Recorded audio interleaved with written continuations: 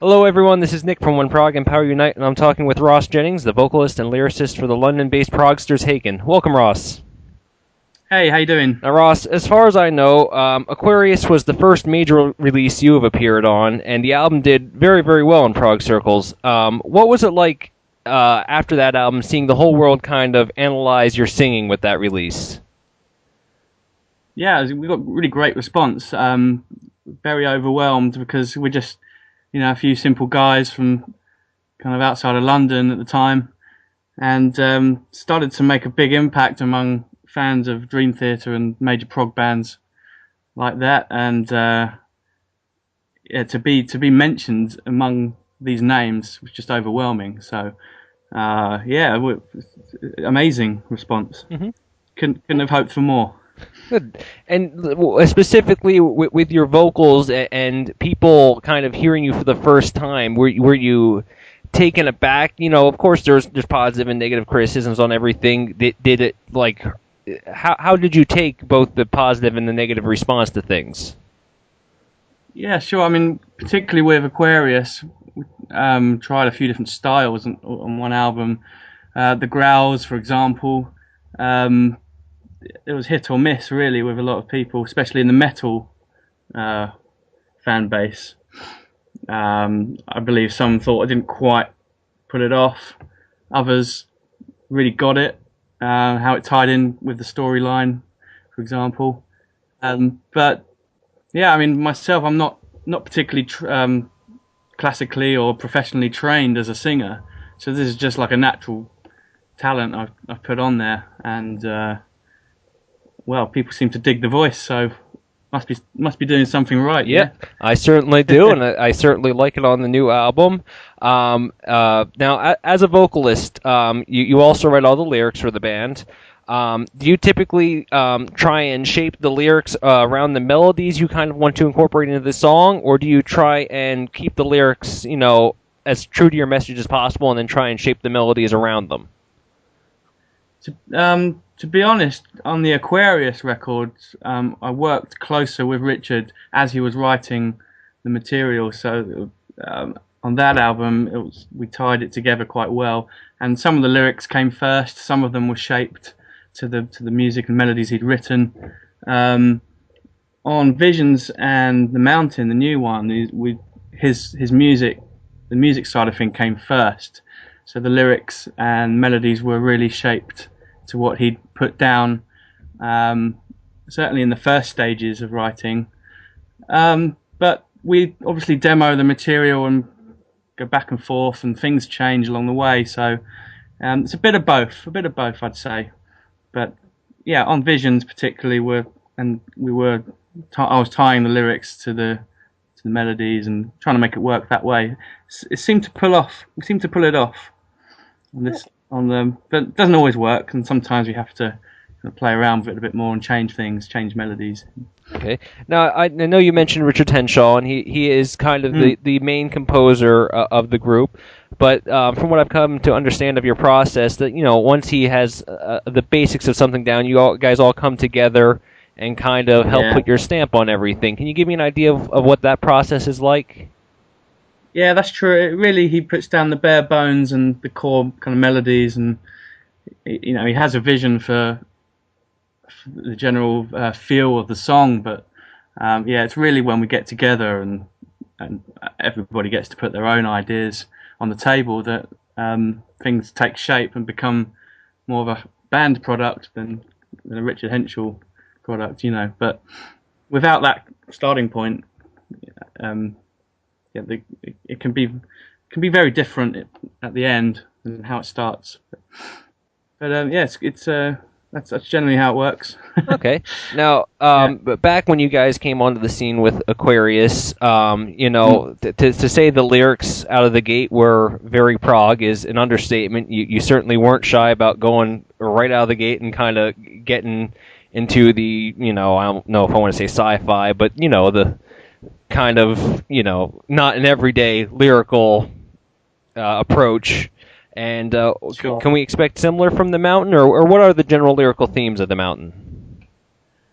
Well, we've taken a bit of a different approach on The Mountain. With Aquarius, we deliberately set out to do a record that was, had ticked all the prog boxes, and had the storyline running throughout. With the Mountain, each song has had its own approach, and other members of the band have had the opportunity to write lyrics and bring their feelings and emotions to the table. So the general theme of the Mountain is based on struggle, adapting to change, ambitions, things like this. So yeah, there is an ongoing theme, but it's not particularly a prog story on this one, unfortunately. We'll probably come back to that in the future, but yeah, we wanted to do something different this time, and something a bit more collaborative as well. In the future, now I'm going to pitch you this idea, and you can tell me when it's coming. I think we should have Aquarius Part 2, Scenes from a Koi Pond. Well, I'll put that down, and we'll see. We'll see what comes of it. Now, musically speaking, how would you describe how the new album, The Mountain, kind of is compared to the first two releases? It's a different record. It's a lot more emotive. The themes that I spoke of are deliberately crafted to touch the audience a little bit more. Have some sort of more of a connection emotionally with the listener, and that's kind of what the music does this time as well. With some really soft, gentle moments we put in there to pull at the heartstrings a little bit. Don't expect Aquarius and Visions on this one, but there are some classic Haken signatures that pop up throughout. But we're not afraid to try new things as well. So hopefully people will dig. Well, speaking of new things, that actually drew into the next question here. On the song Cockroach King, there were vocal rounds in there. Now, with bands like Spock's Beard and Sabotage, I've loved vocal rounds, and I love how they're using that song. Is that something that you as a vocalist have loved and said, I want to try and put that on the album, or did that just kind of come about in that song randomly? Yeah, it was something we kind of tried in the song Visions, and I felt we didn't quite nail it on the record, but we did develop it for our live performances. And I think Richard was very adamant. He was listening to a lot of Gentle Giant, and I'm a big fan of Spock's Beard, and in his original writing process, he designed these parts in Cockroach King for a cappella vocals, and was all for it because I love that style, and we had to try it, but also try and make it our own and not kind of plagiarize Spock's Beard and Gentle Giant too much. So hopefully we've put our own flavour into there, and people will get that. But you can definitely hear the influences, as you mentioned. Well, on one hand, it's an influence. On the other hand, a vocal round is going to sound like a vocal round. It's going to sound like a vocal round. It's really hard to kind of distinguish them, Yeah. But now, as you had mentioned, Haken was very well received early on, and that has also gone on to the stage where you've played some rather big festivals and played with some big names. Do any of those shows stand out as milestones for the band, or gigs that kind of symbolize to you that you've had a level of success? Yeah, I mean the night of Prog in Germany was a big stepping stone for us. It was one of our ambitions in the first place to be on a bill or support Dream Theater, and we've ticked that box now. That was a very, very cool festival to be part of, and it's given us a large fan base in that part of the world. Coming over to Atlanta in 2012 or 2011? Forgotten when that was now, but that was a good festival as well to reach out to American audience. And it's something we want to do more of in the near future, hopefully not too far away. But yeah, these are big gigs for us, and we need to do more of them. And now, speaking of live, do you prefer singing live, or do you prefer being in the studio environment? I have to say the live scene is for me. Although we do have a lot of fun recording in the studio, we're quite harsh on ourselves when we're writing and recording to get things, perfect in the way we want them. Live can be a lot more fun. We can feel a bit more free, and as a vocalist, you can really let your hair down, and I thoroughly enjoy that, performing to people. Do you how much of the live performance do you feel is the singer's responsibility to get the crowd into things? Do you think that should be a heavy focus, or do you think being 100% accurate as much as possible is more the focus? Well, I think in this kind of music, people are listening out for the mistakes. They want to know that we can nail it. But I like to think that I bring an element of entertainment to the stage. You need the best of both worlds, really, in this game. It's just not always about nailing it. You've got to get the right energy across as well. So that's, I think, a balance between the two does us justice. Now you mentioned some like the Night of the Prog and certainly some other festivals you've played in the past. Do you prefer those large crowds, or do you kind of prefer when it's maybe a smaller club but with everyone there to see Haken?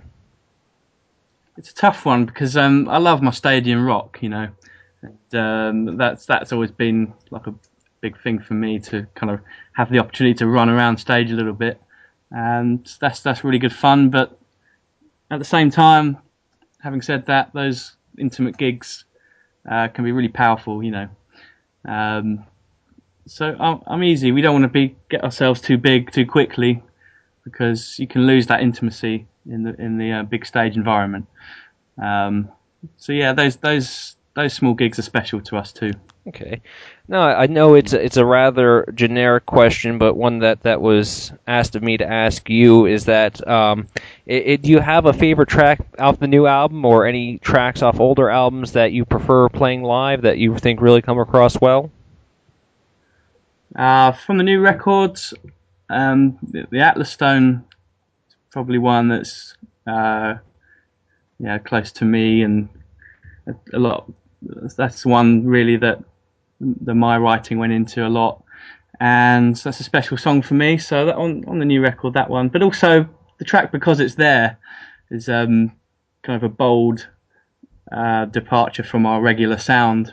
So I'm quite curious to see how that one goes down with listeners. But so that has quite a powerful chorus in it.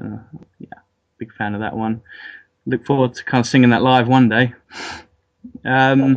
But from the back catalogue, I think the one that I love to perform live is Drowning in the Flood. It's got all the elements there, the heavy rock riffs, kind of strong attacking vocals, and also the gentler side of Haken in the latter part of the song. So it's one of my favourite live tracks. Okay. Well, it's nice that you mentioned Atlas Stone. That is one of the two tracks off of the new album. Fans can already go onto YouTube and look forward to check out the new album. Of course, it's coming out via InsideOut, and it's going to be Europe on September 2nd and the U.S. on September 17th. And I thank you, Ross, for your time, and I suggest everyone go check out Haken. I've been a big supporter of the band since Aquarius, and I wish you all the success in the world with the new record. Yeah, thanks very much for your support, man, and I hope everyone digs the new record too. All right, thanks.